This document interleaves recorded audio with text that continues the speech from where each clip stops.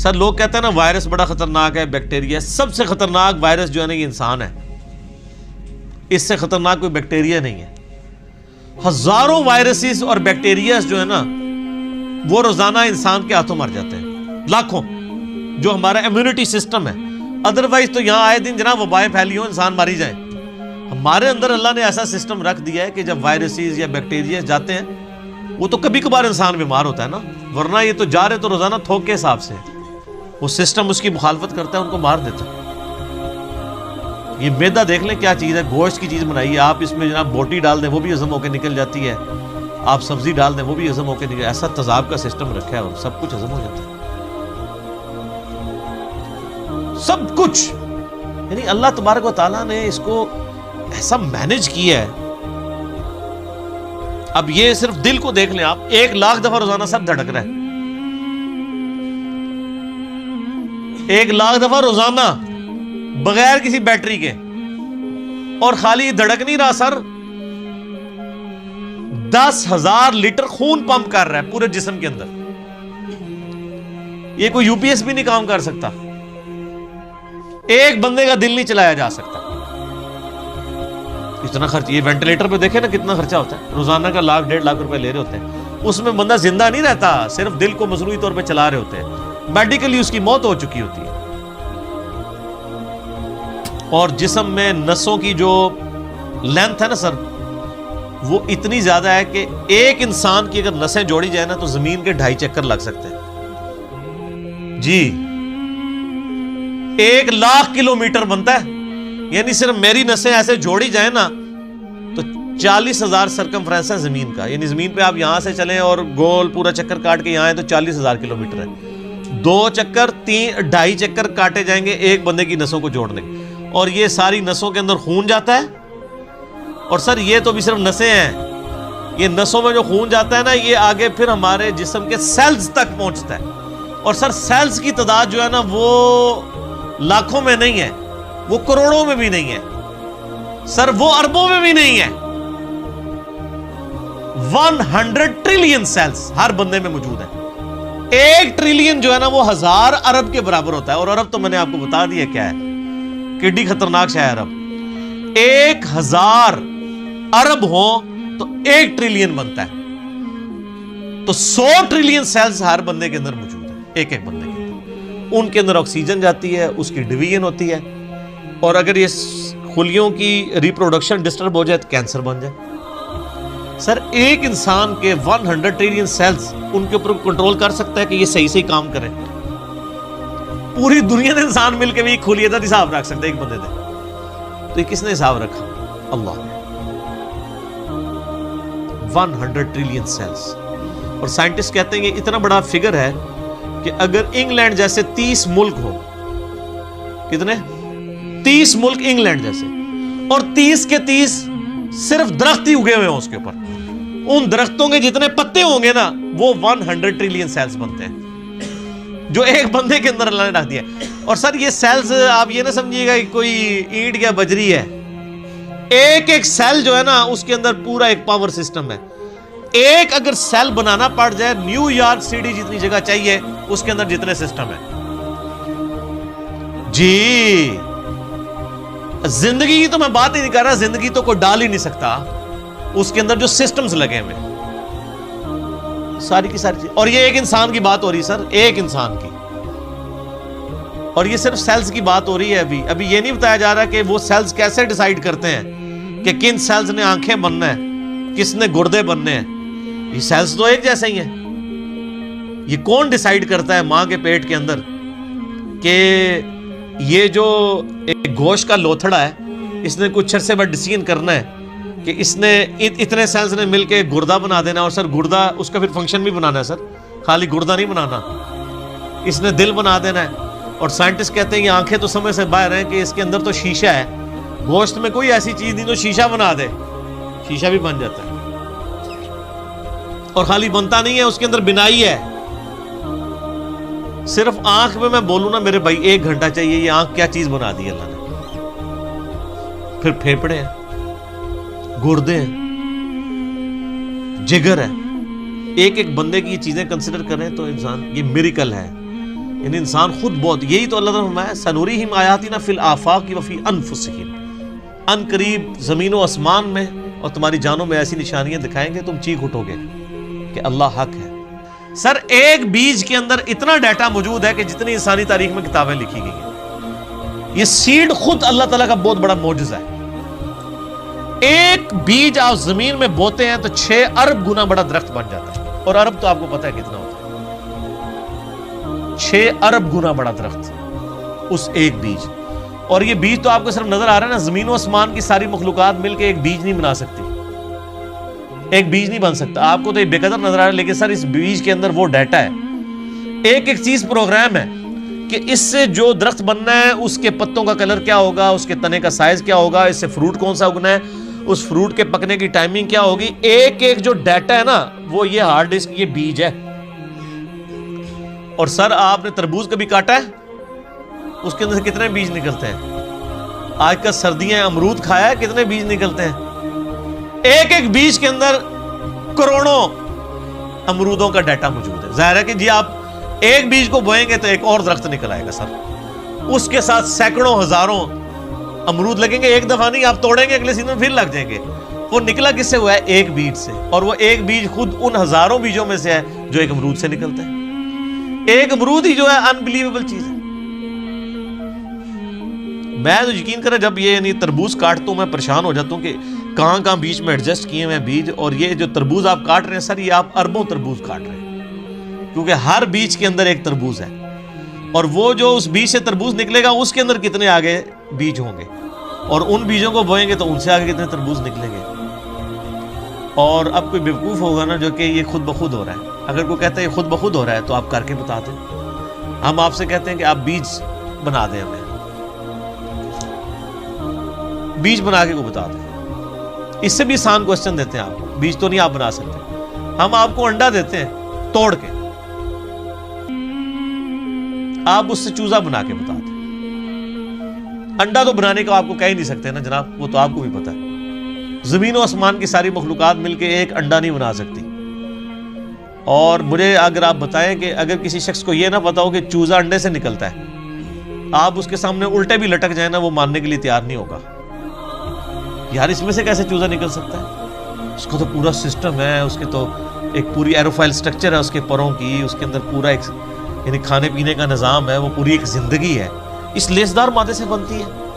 اندر جا کے کون بنا دیتا ہے؟ کوئی ماننے کے لیے تیار نہیں ہوگا۔ اسی لیے میں ایک جملہ بولتا ہوں کہ اس کائنات میں جو کچھ ہو رہا ہے نا وہ معجزہ ہے، جو کچھ ہو رہا ہے، لیکن چند معجزات کے ہم عادی ہو چکے ہیں، اس لیے ہمیں معجزے لگتے نہیں ہیں۔ سر مردے کے زندہ ہونے سے بڑا معجزہ ہے انڈے میں سے چوزے کا نکلنا۔ وہ مردہ زندہ ہو جائے لوگ کہیں گے یہ بہت بڑا معجزہ ہو گیا، اس لیے کہ ہم عادی نہیں ہیں۔ سر اس سے بڑا معجزہ انڈے میں سے چوزا نکلنا ہے،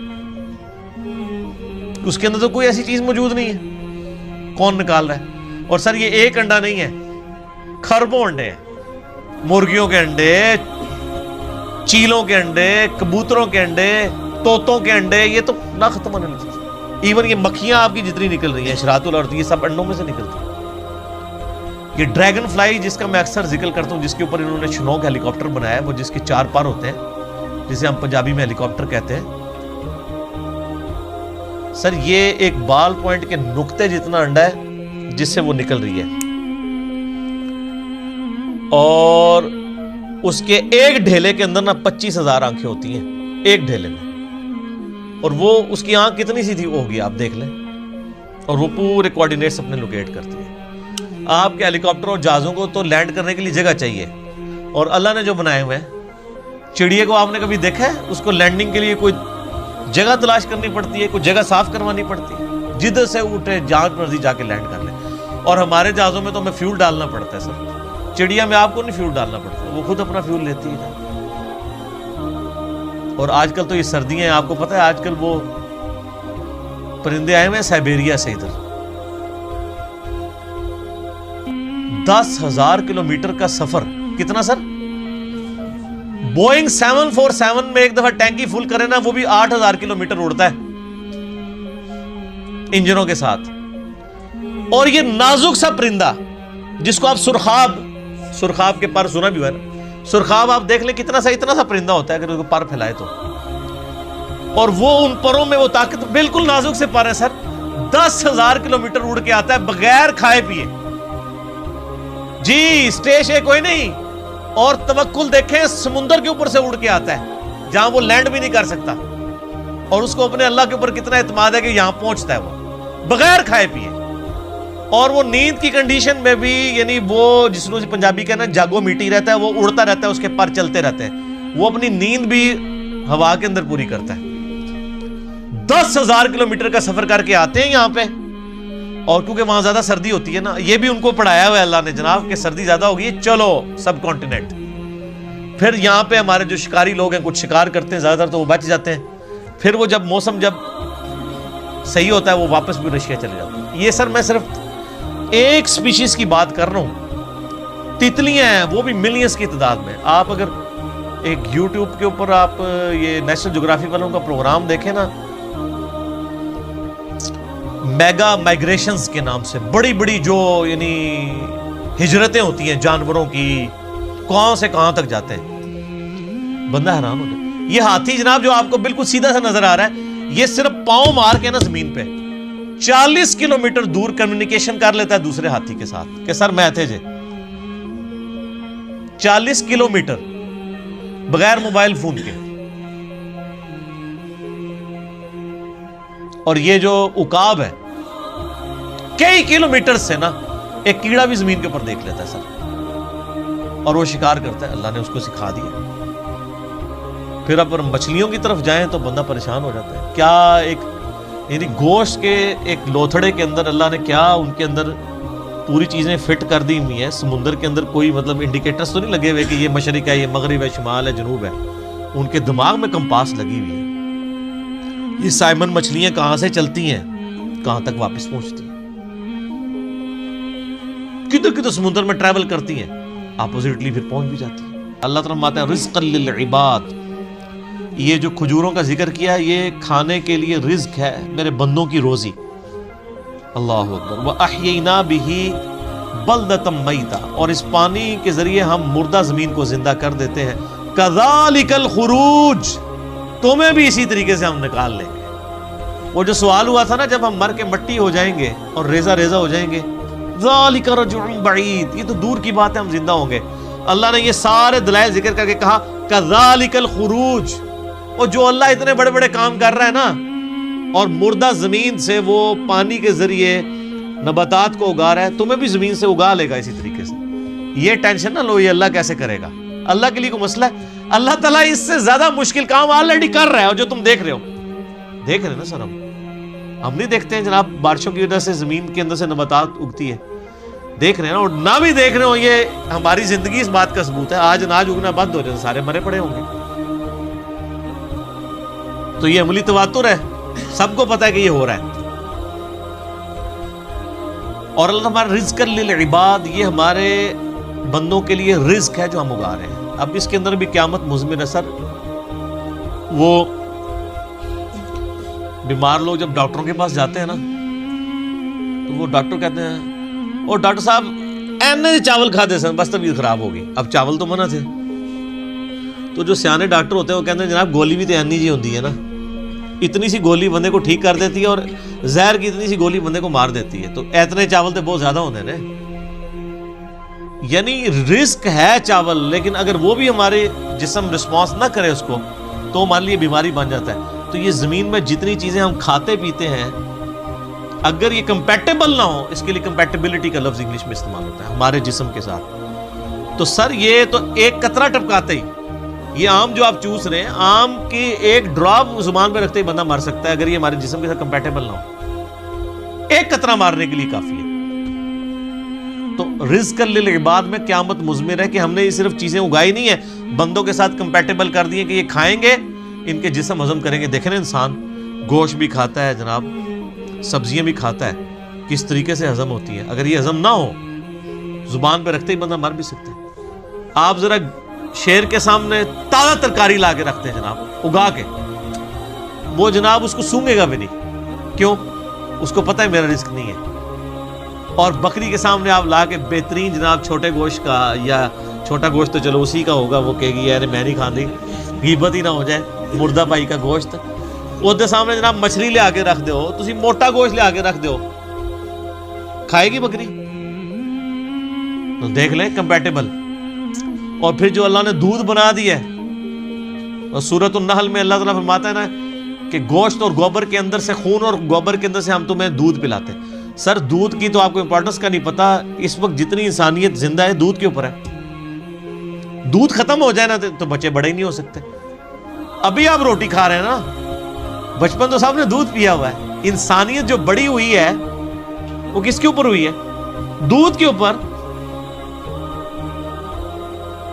اگر دودھ نہ ہو, یا دودھ بھینسیں دینا یا گائے بند کر دے, تو سر انسانیت نے کہاں سے بڑھا ہو؟